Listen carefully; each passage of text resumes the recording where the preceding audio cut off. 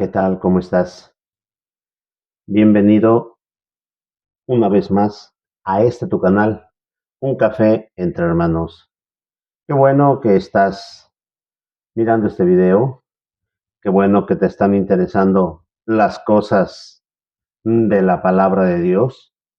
Es algo maravilloso poder disfrutar en entendimiento de las enseñanzas que se encierran en la Biblia. Qué bueno, mi hermano. Deseo que Dios te bendiga, que Dios prospere tu vida abundantemente, que haya paz en tu corazón y esa energía, esa unción del Espíritu esté sobre ti para que te lleve cada día un paso más arriba tu nivel de entendimiento, tu emoción, tu corazón sea más cercano al Creador. En esta ocasión, hermano mío, voy a invitarte a que leas junto conmigo una porción que se encuentra en el Evangelio de San Lucas, en el capítulo 15. Es una de las tantas parábolas que Jesús enseñó al pueblo. Capítulo 15, en el verso 11. Dice así mi traducción. Quizás la tuya, si es diferente a la mía, pudiere decir algunas palabras diferentes, pero el contenido, la esencia es igual. El texto dice así, Lucas 15, verso 11. Y dijo, un hombre tenía dos hijos, y el menor de ellos dijo a su padre, Padre, dame la parte de la hacienda que me pertenece. Y les repartió la hacienda. Y no muchos días después, juntándolo todo, el hijo menor partió lejos a una provincia apartada y allí desperdició su hacienda viviendo perdidamente. Y cuando todo lo hubo malgastado, vino una grande hambre en aquella provincia y comenzóle a faltar. Y fue y se llegó a uno de los ciudadanos de aquella tierra, el cual le envió a su hacienda para que apacentase los puercos. Y deseaba henchir su vientre de las algarrobas que comían los puercos, mas nadie se las daba. Y volviendo en sí, dijo, ¿cuántos jornaleros en la casa de mi padre tienen abundancia de pan y yo aquí perezco de hambre? Me levantaré e iré a mi padre y le diré, Padre, he pecado contra el cielo y contra ti, ya no soy digno de ser llamado tu hijo. Hazme como a uno de tus jornaleros. Y levantándose, vino a su padre y, como aún estuviese lejos, viólo su padre y fue movido a misericordia y corrió y echóse sobre su cuello y besóle. Y el hijo le dijo, Padre, he pecado contra el cielo y contra ti, y ya no soy digno de ser llamado tu hijo. Mas el padre dijo a sus siervos, sacad el principal vestido y vestidle y ponedle un anillo en su mano y zapatos en sus pies. Y traed el becerro grueso y matadlo y comamos y hagamos fiesta, porque este mi hijo muerto era y ha revivido. Habíase perdido y es hallado. Y comenzaron a regocijarse.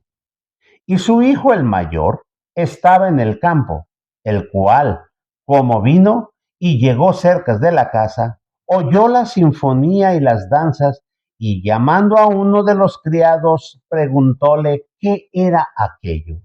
Y él le dijo, tu hermano ha venido y tu padre ha muerto el becerro grueso por haberle recibido salvo.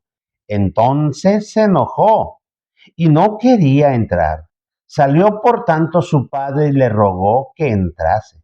Mas él respondiendo dijo al padre: He aquí tantos años te he servido, no habiendo traspasado jamás tus mandamientos, y nunca me has dado un cabrito para gozarme con mis amigos.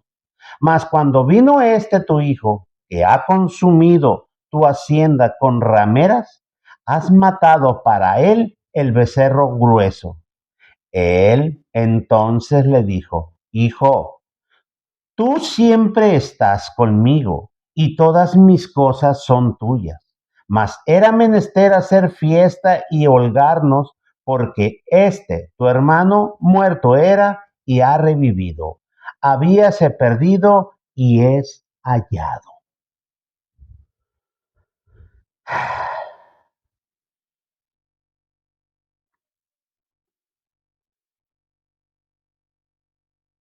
No sé cuántas veces has leído o has escuchado esta parábola.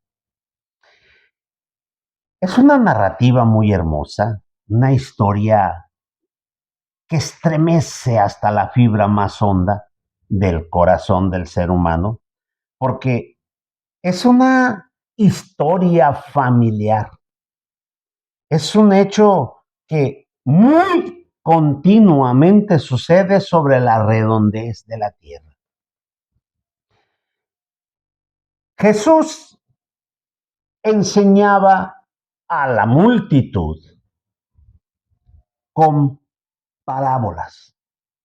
Esto es algo que debes tener muy en mente, que Jesús enseñaba a las multitudes con parábolas, porque la parábola, hermano, es una historia sencilla de los hechos de la vida cotidiana de las personas, pero llevan un trasfondo espiritual profundo que puede cambiar la vida si tú entiendes la profundidad del mensaje.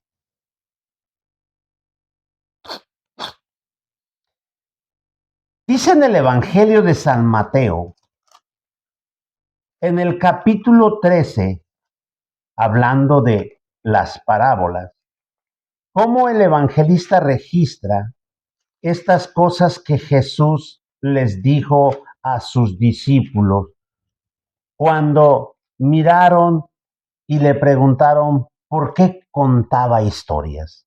Mateo 13, en el verso 10 al 17,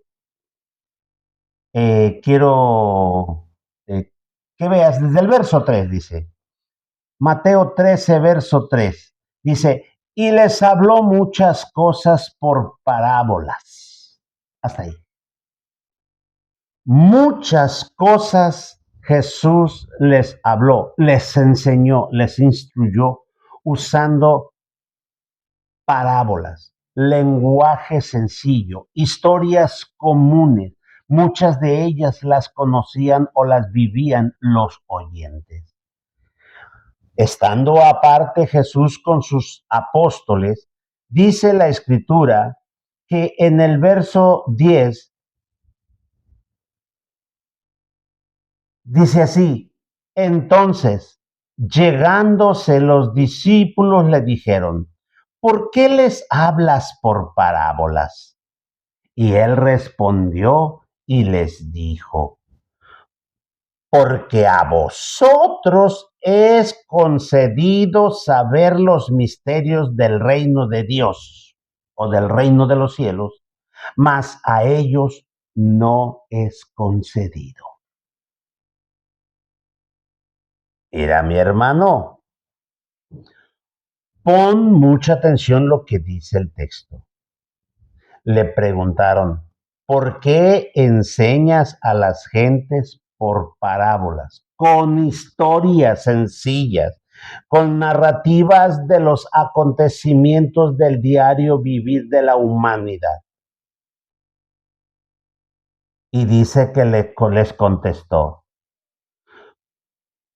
porque a ustedes, los que están con él, quiero decirle que los 12 que andaban con Jesús, a los cuales se les llamó apóstol, los 12 ya se habían unido a él, ya tenían algún tiempo caminando con él y ya estaban desarrollando su madurez espiritual.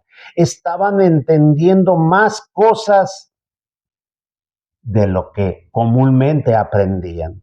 Estaba creciendo su mente, su entendimiento. Por eso Jesús les dijo: a vosotros es concedido saber los misterios del reino de los cielos, mas a ellos no es concedido. Esto nos enseña que cada vez que Jesús usaba una parábola o una historia sencilla, detrás de ello había un profundo mensaje espiritual. Se encontraban verdades profundas que solamente una mente, una conciencia desarrollada, elevada y apegada al Creador podía entender y mayormente podía sacar provecho de ella. Los misterios del reino de Dios en un lenguaje sencillo. Vamos a entrar en el lenguaje sencillo de la parábola. Algo que tú tienes que tomar en cuenta es que las narrativas que Jesús hacía, las historias que contaba, eran historias que se desarrollaban dentro del pueblo de Israel. Sí, sí, sí. No contó historias que ocurrieran en Grecia, en Roma o en alguna otra parte de la tierra. Él usó las historias del diario vivir de la nación de Israel. Por lo tanto, debemos tenerlo bien claro para poder obtener el conocimiento de los misterios del reino de los cielos. Porque si tu mente considera que la historia es de un lugar diferente, de allá del mundo gentil, va a haber cierto problema de embono, de entendimiento de la realidad que quería enseñar. Punto número 1. Dice que este hombre tenía 2 hijos. No se habla si había más. Pareciera que solo 2 hijos varones tenía aquel hombre. Pero el más inquieto, hermano, era el más pequeño, el menor. Era una persona muy efusiva y trabajando y desarrollando dentro de la propiedad de aquel hombre. Llegó un momento en que mirando su panorama dijo: yo prefiero irme de aquí, y fue y le dijo a su padre: quiero que me des la parte de la herencia que me toca. Hermano, ¿por qué te digo que estas historias son judías, son israelitas? Primero, porque Jesús es israelita, es judío. Segundo, porque en la ley de Israel, en la ley judía o en la ley de Moisés, como le quieras llamar, hay una sección que habla de la herencia. Sí. Y si tú poseías una propiedad, tenías que heredarla a tu descendencia y ésta tomaría posesión cuando tú ya no estuvieras. Porque acá en el mundo gentil, si tú quieres dejar herencia a tus hijos, les dejas. No hay ley que te obligue, pero en Israel podía el hijo esperar herencia de los bienes de su padre, de la propiedad. Dice que el menor fue y le dijo, dame. Se sentía con derecho. Y el texto siguiente dice que aquel hombre, después de escucharlo, fue y dice el texto, el verso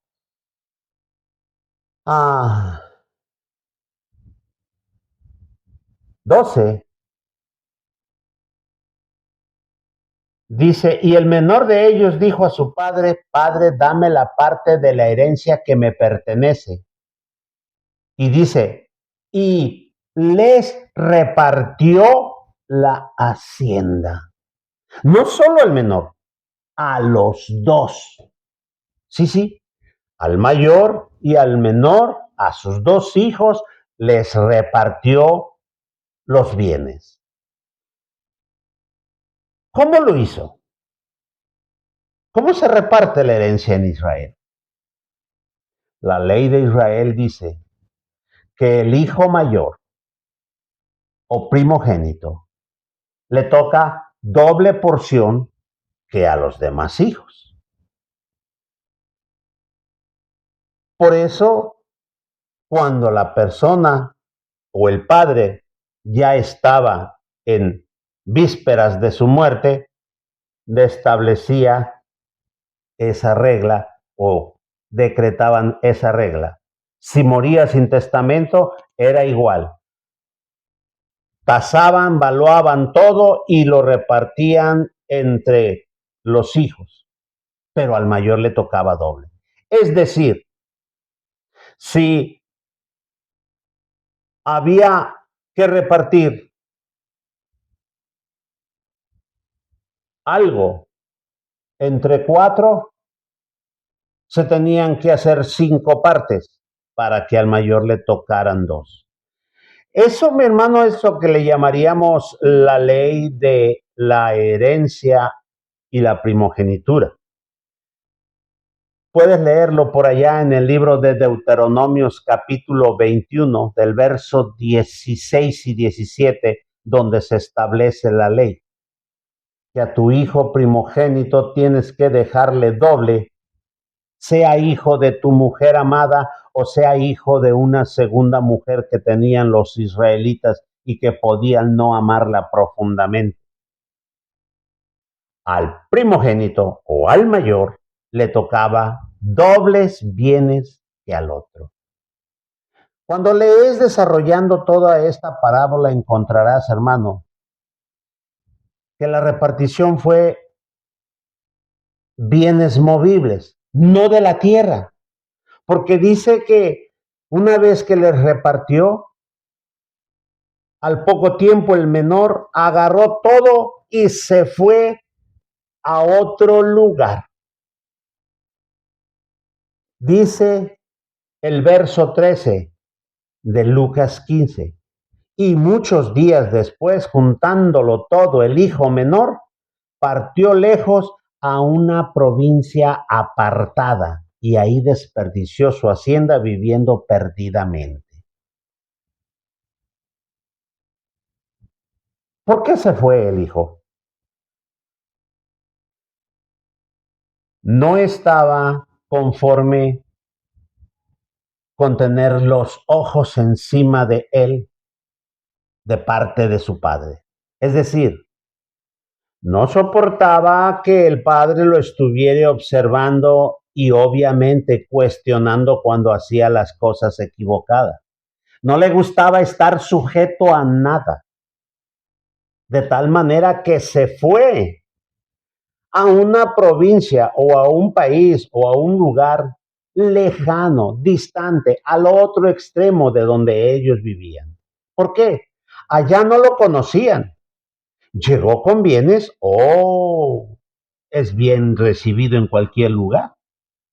Y comenzó, dice la escritura, a darle gusto al gusto y comenzó a derrochar, a despilfarrar todos aquellos bienes que en su mayoría había trabajado su padre.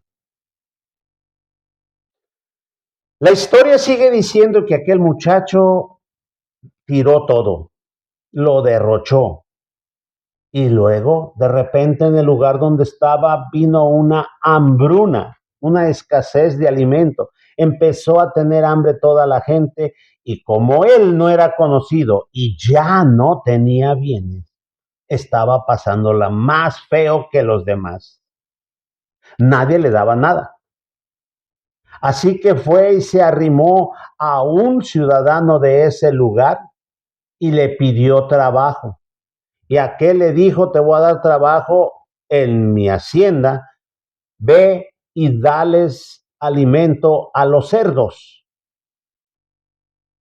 Y él así lo hizo, pero estando dando alimento a los cerdos, dice el texto que aquel muchacho anhelaba comerse lo que comían los cerdos. Dice que eran algarrobos, son una especie de vainas, no sé si tú has visto, por decir así, cómo se produce el frijol en vainas, cómo hay varios productos que consumen los seres humanos en vainas, pero estas vainas eran de uso exclusivo para alimentar los cerdos. Y a aquel muchacho, sus compañeros de trabajo no le daban ni las algarrobas, ni de broma. Su condición fue extrema, de tal manera que su dolor interno, emocional, mirarse fracasado, deteriorado, sin nadie que lo apoyase, sin nadie que le dirigiera una buena palabra, dice que el texto, que aquel hombre volvió en sí. Cuando yo leí el texto volver en sí, lo primero que se me vino a la mente es de alguien que está desmayado y reacciona, vuelve a entrar en contacto con la vida, vuelve a entrar en contacto con su entorno.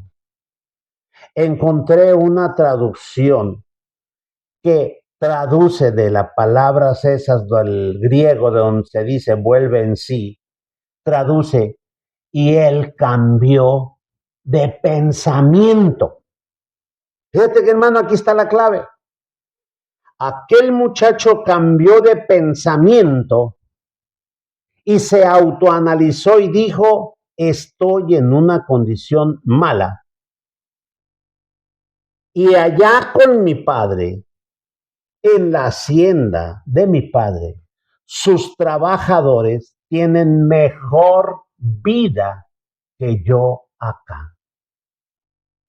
¿Cómo se comparó? Dijo, siendo hijo estoy sufriendo cuando los que no son hijos, que solo son trabajadores, viven mejor que yo bajo el sustento o cobertura de su padre. Después de analizarlo, dice el texto que tomó la decisión, dijo, yo voy a ir a mi padre y le voy a decir que me perdone. Reconozco que he pecado contra el cielo, es decir, contra Dios y contra él. Y le voy a pedir que me tome como empleado, no como hijo, que me tome como empleado. Y una vez sacada esta conclusión, inmediatamente el muchacho dio la vuelta y se fue a buscar a su padre. Así que, hermano, la historia dice que cuando llegó cerca de la casa de su padre lo miró a lo lejos y fue, corrió, lo abrazó y aquel muchacho le dijo, padre, he pecado contra el cielo y contra ti, no me digas que soy tu hijo, tómame como uno de tus trabajadores, hazme uno de tus siervos. El padre dijo al criado, traigan los mejores vestidos, vístanlo de gala, vístanlo como dueño, pónganle el anillo en su mano, no un anillo para que lo presumiera, sino es un anillo que es símbolo de autoridad, o sea, era como una tarjeta de crédito del papá, para que me entiendas. Es como hoy en día que a tu hijo le das una tarjeta de crédito de la tuya, una segunda tarjeta para que disponga. Hoy en día le pones límite, en aquel tiempo el anillo tiene libertad de tomar decisiones como si fueres el mismísimo dueño. Y lo calzaron para que no anduviera ya descalzo. Y encima de eso el padre hizo fiesta y dijo, comamos, bebamos, mi hijo ha regresado. Dirás, hermano, esa historia ya la leí, esa historia ya me la predicaron, esa historia me la sé al revés y al derecho, y hoy en día tú me la estás volviendo a repetir. ¿Qué pasó? Permíteme.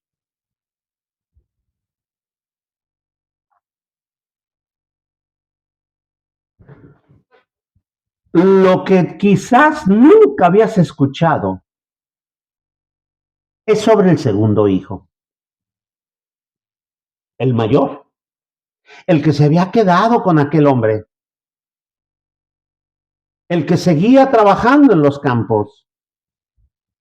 Dice que cuando se acercó a la casa escuchó el alboroto de la fiesta y preguntó a un criado, ¿qué sucede? Y dijo el criado, es que tu hermano ha regresado y tu padre le mató el becerro gordo, lo vistió con ropa de hacienda, le dio el anillo, como si nada hubiera pasado. Está bien alegre.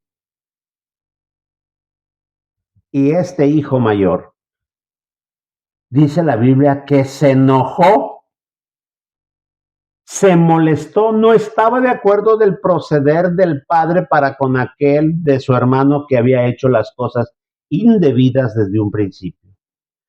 Cuando el padre salió a él y lo confrontó y lo invitaba a entrar, el hijo mayor dijo, yo no voy a entrar. Es que no puede ser, mira cómo eres tú. Dice, tu hijo, dice el verso 27, diciendo,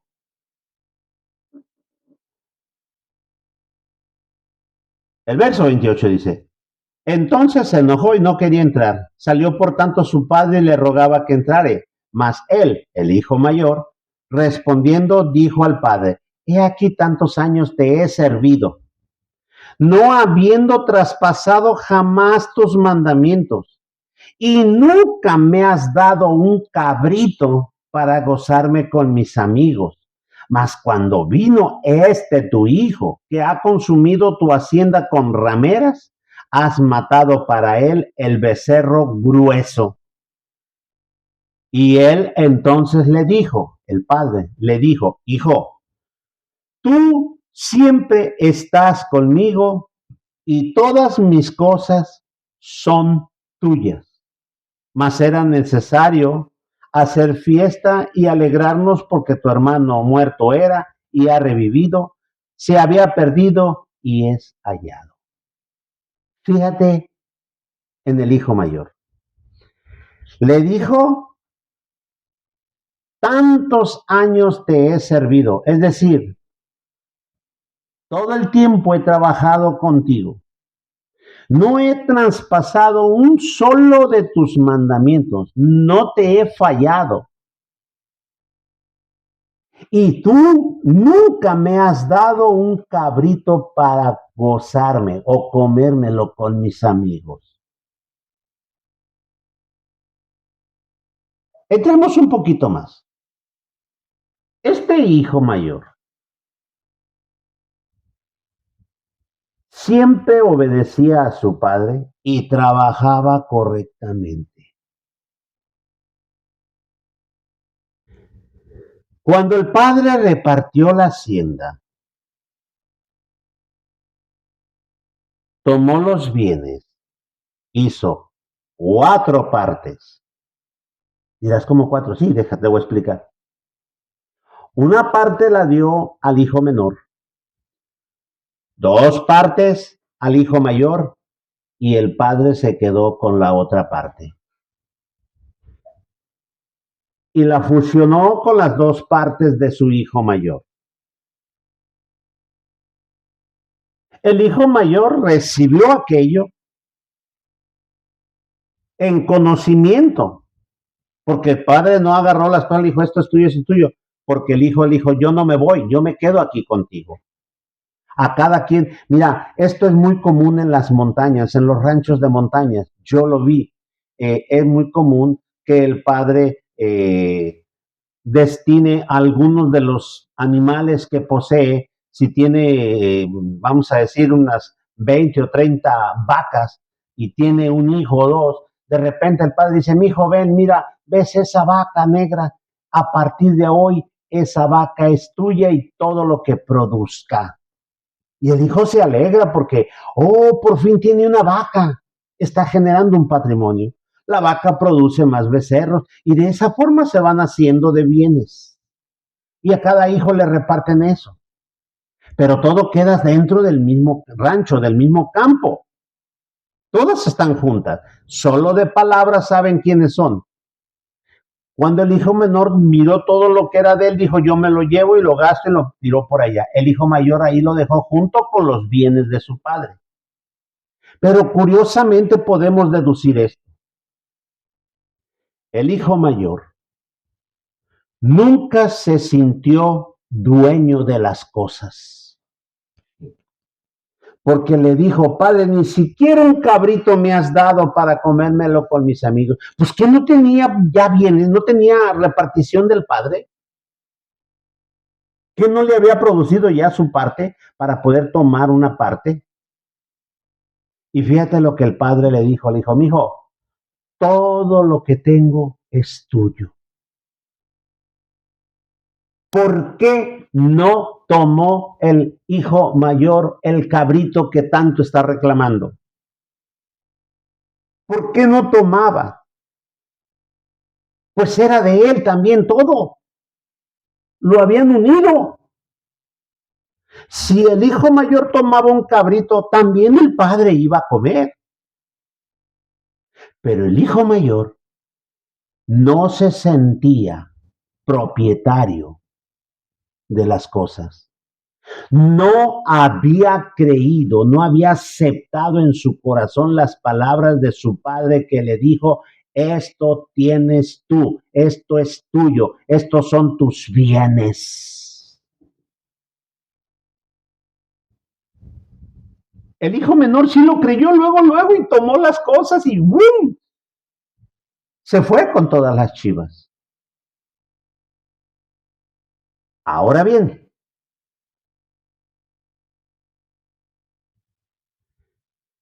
¿qué nos enseña esta parábola? Aquí es el meollo del asunto. Habrá muchos enseñadores que difieran de lo que yo te voy a decir. Es correcto. La palabra de Dios tiene una característica hermosa que tiene muchas diferentes aplicaciones. Esta familia, hermano, es una representación de todos aquellos que conocemos de Dios. Sí, no importa de qué grupo religioso es, no importa si eres de los que van a la iglesia católica o de los que van a la iglesia mormona o de los que van a la iglesia evangélica o los de allá o los de acá o de donde sea. Los letreros que se ostentan en las paredes es invento del hombre para hacer corral y manejar la gente. Pero la verdad es que hay muchos, pero muchos hijos de Dios buscando la realidad, buscando enlazarse con el Creador. Algunos avanzan, otros van más atrás. Estos dos muchachos lo representan a los creyentes. Dirás, ¿cómo? ¿Cómo? Sí. Hay creyentes que de repente se miran como hijos de Dios y de una manera u otra descubrieron o les enseñaron que ellos son hijos de Dios y por lo tanto tienen derechos del reino de los cielos. ¿Y qué los conminan? ¿O qué hacen? Les enseñan a exigirle a Dios. Se les enseña que Dios les tiene que dar. Sí, fíjate, hermano. Hay lugares donde te enseñan que tú le pidas a Dios lo que tú quieras porque Dios dice que todo te lo va a dar. Y de repente aquel creyente está en una actitud de arrogancia espiritual, exigiéndole a Dios que le responda, que le dé lo que le pide. Desafortunadamente, este tipo de creyentes siempre piden lo material. Piden una casa, piden un auto, piden una tele, piden mejor sueldo, piden esto, pero no piden misterios revelados a su corazón y su entendimiento del reino de los cielos. Hay quienes piden, hermano, que se manifiesten dones en sus manos y a veces Dios se los concede. Mira, yo conocí a un hombre que me contó su historia. Dice que cuando comenzó el caminar de Dios, él se apartó a un lugar y estuvo en ayuno y en oración y en clamor a Dios para que lo usare, para que lo usase con algún don. Y hermano, Dios respondió. Y aquel hombre tenía una característica que Dios se manifestaba a través de él. Él ponía sus manos sobre los enfermos graves y estos enfermos sanaban. No, no me lo contó una tercera persona. El vaso que Dios usaba para hacer eso, a mí me lo contó. Él y yo coincidimos en una reunión ministerial. Él era ya un hombre entrado en años, 70 años. Te estoy contando de hace un promedio de 20 años que me contó esta historia. Y dice, hermano, que en la iglesia donde estaba se llenaba de gente enferma y oraba y empezaba a tocarlos y empezaban las sanidades. En ese tiempo él no ejercía ministerio de púlpito, lo usaban solamente para eso los líderes del grupo. Por todo el país de México hicieron cruzadas de sanidad y a donde llegaban ocurrían milagros. Desde Tijuana hasta Yucatán, hermano. Por todos lados anduvo. Y dice que cuando andaba ya por el sur del país, en Chiapas, he aquí le dijeron sus líderes, prepárese hermano, vamos a ir a orar por un enfermo. Y fue, cruzaron la frontera y fueron a Centroamérica y encontraron a una persona enferma, oró por ella y aquel hombre se levantó de la cama. Era un hijo de un personaje muy importante de Centroamérica, de los políticos. Y dice que él miró en una forma descuidada de los otros que le otorgaron a los líderes unos maletines con dinero.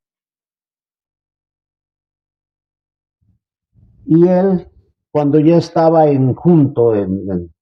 aparte, ya se habían ido de regreso, él esperaba que aquellos hombres le dijeran, hermano, nos dieron una ofrenda, mire, ya tiene usted 3 meses con nosotros y su familia está allá en aquellos ranchos de Durango, tenga este dinero, envíeselo a su familia para que coman. y me dijo muy triste, hermano, no me dieron un solo peso. Y eran meses que me traían con ellos, recogían ofrendas, todo, todo, todo, dice, y no me daban más de que la comida. Dice, cuando yo miré aquello, mi corazón se dolió, dice, porque yo tenía a mi mujer y mis hijos chicos allá en el rancho, los dejé solo, era el proveedor. Y pregunté y dije, ¿por qué no me dan una parte de lo que les dieron para enviarle a mi familia? Y le dijeron, no, es que esto es una ofrenda especial que donaron a la iglesia para arreglar templos y construir más edificios. Dice que se lastimó tanto su corazón, hermano, que sin decir nada se subió al camión y se fue hasta su casa. Nunca más volvió con ellos, pero nunca más volvió a ocurrir el milagro a través de sus manos. Su corazón se había lastimado tal que se quedó vacío. Conozco vidas de otros que Dios los usaba grandemente, pero la autosuficiencia, la arrogancia espiritual, los hicieron creer que podían existir sin la autoridad de Dios en ellos y decidieron emprender su vuelo en sus ideas. Sí, sí, dejaron las cosas de Dios. Fueron transgiversando y a final de cuentas terminaron en el mundo, en las cosas mundanales, donde ya no tenían esa comunión con Dios. Ya no. Conocí a uno que era muy buen predicador y junto conmigo cuando platiqué con él iba otro y le dijo, hermano, ¿por qué no nos visita y nos predica? Y él dijo, sí, hermano, ¿de a cuánto va a ser el sermón que quiera? Dijo aquel, ¿cómo? Sí, sí, ¿qué tan grande va a ser la ofrenda que me des para poder darte un buen sermón? Si me das una buena ofrenda, te doy un sermón que te motive toda la iglesia. Si no me vas a dar gran cosa, pues te daré un sermón sencillo. Mira, hermano, ¿cómo son estas cosas? Dirás, es que a donde yo voy no hay eso. Qué bueno, hermano. Pero a veces, hermano, hay arrogancia en el corazón y nos hace irnos a las cosas del mundo y alejarnos de las cosas de Dios. Y cuando vienen las situaciones críticas, cuando te vienen los problemas, clamas a Dios y sientes que no te escucha. Te sientes indigno de volver el rostro y conectarte con Dios. Y son muchos, muchos los que dejan de caminar y se vuelven al mundo. Se vuelven y no regresan con Dios. El joven de la historia regresó y volvió a reintegrarse. Aceptó que había cometido errores y que eran tan grandes los errores que no le consideraba él ser ya digno de ser parte de la familia. Él se conformaba con estar cerca de su familia, cerca de su padre. ¿Cuántas veces el creyente, hermano, no se siente digno de voltear el rostro y clamar a Dios y pedir perdón y conectarse, reconectarse con Él? Porque se siente indigno. Dios está esperando que aquel que se alejó de Él regrese, no mirando las habladurías de los que le rodean, no escuchando la reconcomia de su hermano mayor que dice, este se fue al mundo, se corrompió y ahora viene a buscar de Dios. Mira que el Padre determina regresarlo y restaurarlo una vez más al lugar que le pertenecía, a ser hijo.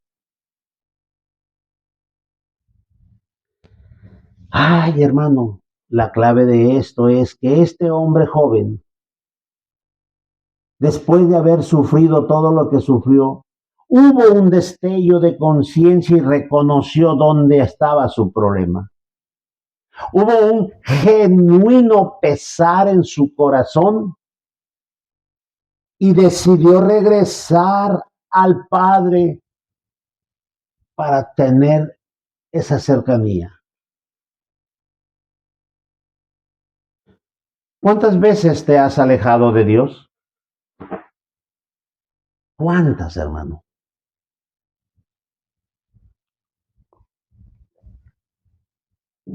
¿Cuántas veces los mismos actos que cometemos nos estrellan en el rostro cuando buscamos el rostro de Dios y nos tumban y decimos en nuestra mente, nos dice la voz,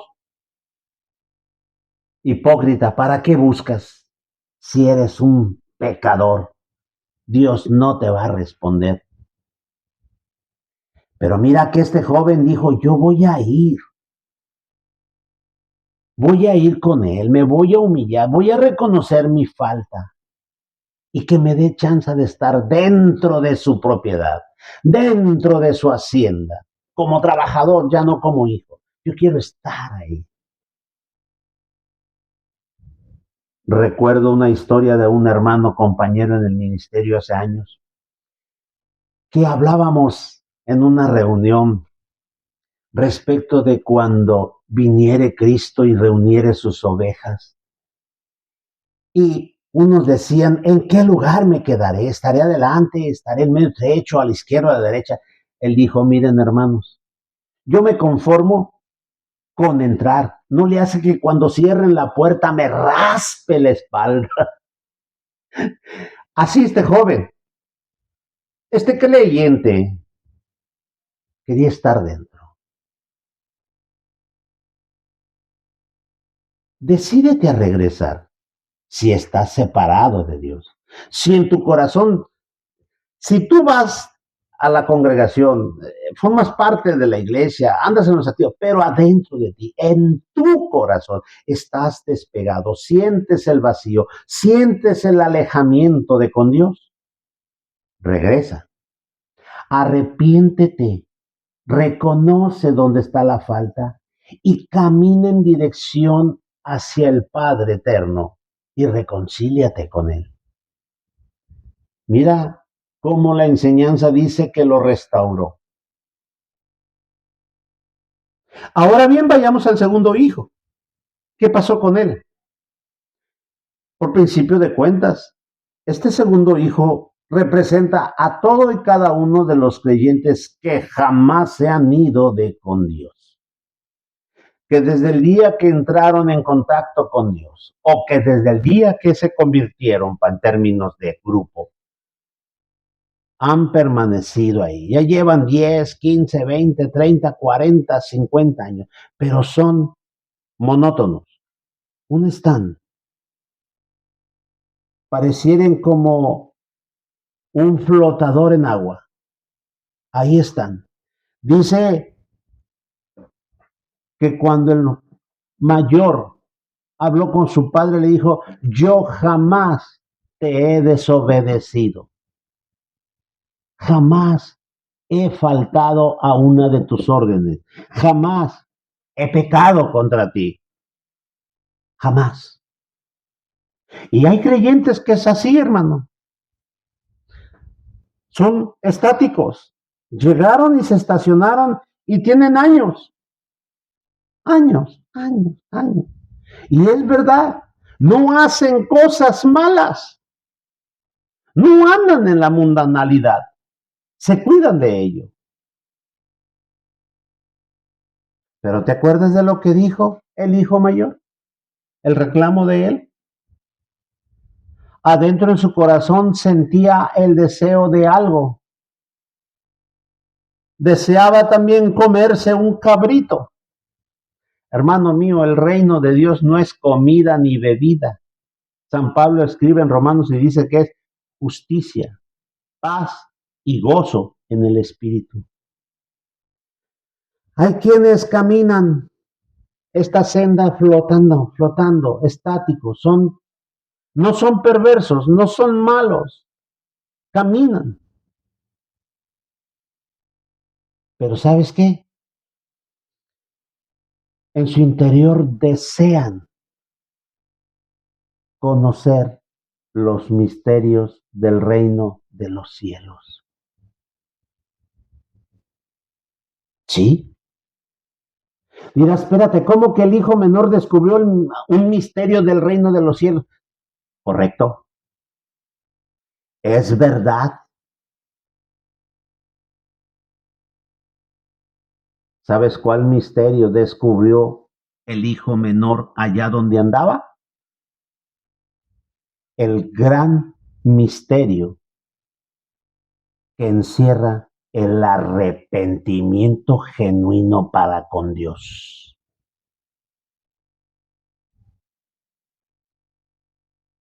¿Cuántas veces has pensado o has dicho, cómo es posible que esta persona ande en las cosas de Dios? Si yo lo conocí, yo lo vi que anduvo en maldad. No creo que Dios lo restaure, lo tome y se lo lleve. Y mientras tenemos ese tipo de pensamiento, nos privamos de grandes bendiciones, de descubrir, de experimentar o vivir los misterios del reino de los cielos. Una llave que se abre. ¿Te acuerdas que a Pedro le dijo Jesús, a ti te daré las llaves del reino? Del reino de los cielos. Tú abres, nadie cierra. Y si abres en la tierra, se abre en el cielo. Y si cierras en la tierra, se cierra en el cielo. No era única y exclusivamente para Pedro. A Pedro le dijo porque de los 12 fue el único que había entendido quién era Jesús de Nazaret. Y le estaba tomando sabor a las enseñanzas. Los otros no sabían ni cómo se llamaban. Uno estaba pensando cómo venderle y sacarle dinero. Dos estaban pensando de que me siento a la derecha o a la izquierda. Y los otros no se digan, ¿no? Por eso cuando Jesús les preguntó, ¿quién dicen ustedes que soy yo? ¿O qué creen ustedes que soy yo? Pedro dijo, creo que eres tú, o creemos que eres tú, el Cristo, el Hijo del Dios viviente. Eso implica mucho, que también es otro de los misterios. El hijo mayor, por las respuestas del padre, nunca se atrevió a tomar algo y disfrutarlo. Son aquellos creyentes, hermano, que están ahí, rutinarios, no hacen mal, pero no buscan profundizar en las cosas del espíritu. Comerse un cabrito es entender uno de los misterios del reino de los cielos, que son millones. ¿Qué pasa cuando tú entiendes un misterio del reino de Dios o de los cielos? Vives más confiado, entiendes más este teje y maneje de la vida y te acercas más a tu Creador. Por eso, hermano mío, no te detengas. Camina. Cómete los cabritos que tu Padre Celestial tiene junto a ti. Eres parte de la hacienda de Dios. Eres hijo de Dios. Puedes tomarte los cabritos. Hermano mío, andas enseñando a todo el mundo las grandezas del reino de Dios, andas enseñando salvación, andas diciendo que hay perdón de pecado y a veces ni tú te lo crees. ¿Cómo es posible? Enseñas que en las cosas de Dios, que cuando te pegas a Dios hay paz, gozo, que tu hogar va a ser bien bendecido, que tus hijos van a estar en armonía. Y en la práctica no es cierto. ¿Por qué? Porque no hemos roto o destazado el cabrito para poder mirar cómo.